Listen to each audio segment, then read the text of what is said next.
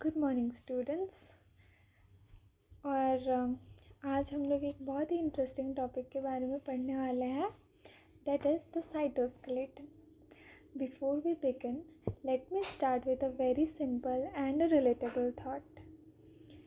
As we know कि हम सबके पास एक स्केलेटन होता है, राइट, जो हमें शेप प्रोवाइड करता है, हमें सपोर्ट प्रोवाइड करता है, वो हमें स्ट्रेंथ भी देता है। बट क्या आप सबको पता है कि सेल्स के पास भी एक ऐसा ही स्केलेटन प्रेजेंट होता है? यस, एक इनविजिबल सा support system, and that is the cytoskeleton.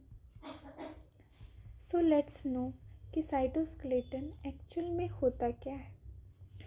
जो साइटोस्केलेटन है, ये एक सेल के अंदर एक ऐसी स्ट्रक्चर प्रेजेंट होती है जो सेल को सपोर्ट अपना मेंटेन करने में हेल्प करती है, शेप मेंटेन करने में हेल्प करती है, एंड वो अंदर की चीज़ों को ऑर्गेनाइज रखने में हेल्प करती है, एंड देन उसे मैकेनिकल सपोर्ट भी प्रोवाइड करती है।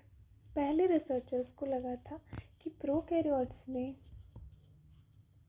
साइटोस्केलेटन प्रेजेंट नहीं होते हैं, बट अब ये पाया गया है कि प्रोकैरियोट्स में actin and tubulin like molecules पाए गए हैं।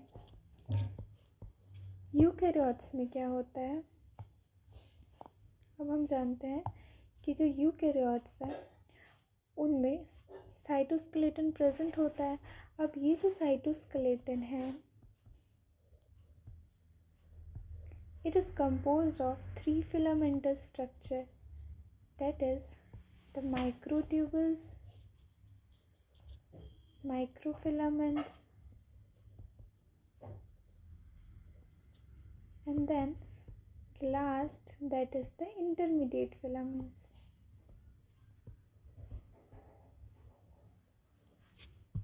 अब ये माइक्रोट्यूबल्स के बारे में चलिए जानते हैं कि माइक्रोट्यूबल्स क्या होते हैं।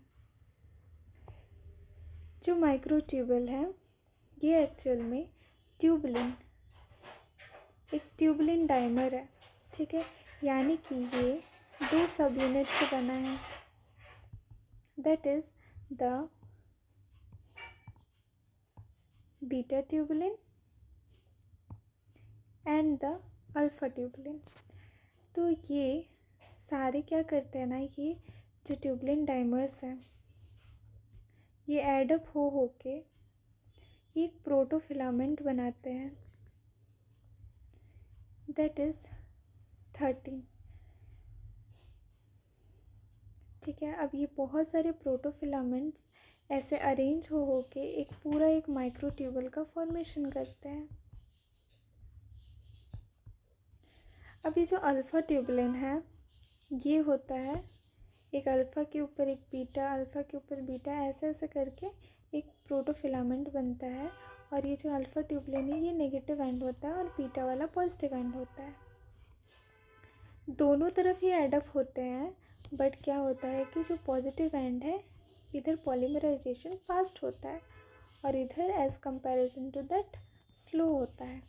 और ये जो ट्यूबुलिन मॉलिक्यूल्स हैं, ये जो डाइमर, जो ट्यूबुलिन सब यूनिट्स है, ये जो मॉलिक्यूल्स हैं, ये क्या होता है ना, ये जब इनकॉर्पोरेट होते हैं माइक्रोट्यूबल में तब ये एक जीटीपी मॉलिक्यूल से बाइंड करता है। तो जो अल्फ़ा ट्यूबुलिन जो जिस जीटीपी मॉलिक्यूल से बाइंड होता है ये कभी भी हाइड्रोलाइज होके जीडीपी नहीं बनता है, लेकिन जो बीटा ट्यूबुलिन जब जीटीपी से बाइंड होता है ये हाइड्रोलाइज होके जीडीपी बन जाता है। सो दिस इज़ वाई एक मोर इंटरेस्टिंग टॉपिक यहाँ से जनरेट होता है, that is the dynamic instability.